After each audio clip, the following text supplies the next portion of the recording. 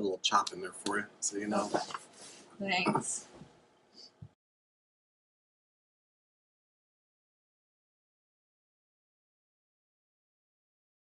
I am Patrick Mooney. I'm your father. Okay. Lucky good you. question. When did you first become interested in cars? I became interested probably when I was a young boy, 10 years old maybe, and I would watch like racing on TV. And my dad and I would go to car shows together, and that's how I got a love for these cars. Sweet. What was the first car that you worked on? First car that I actually worked on was a 1956 Dodge, and my dad and I we restored it together, and we worked on the inside, the interior, and that was the first car. But the one I like the most is my 1970 Roadrunner, which was lime green, and it really stood out. And I had that when I was a senior in high school, which was probably too much horsepower for a young kid.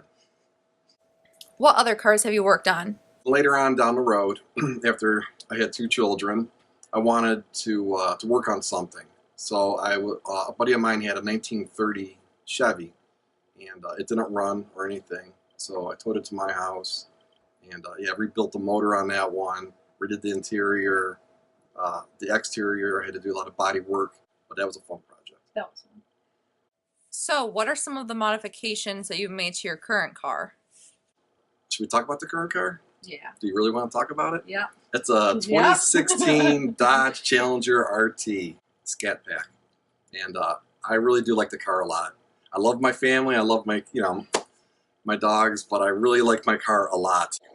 And I have a shaker option. So the shaker option is the scoop that's on the hood, and there's a hole in the hood, and that's what I have. Sweet. So the RT stands for Road and Track, and the motor says SRT on it, which is Street Racing Technology. That is a division of Mopar. So 392 cubic inches of 485 horsepower. It's a lot of fun. All right. The only modifications that I've really done to it are kind of, it's not like an engine rebuilding, mod. I don't know, what did I do to it? I put headrest embroidery on it at a Scat Pack B, put on the headrest, and I tinted out like the reflectors on the side of the car and the back bumper.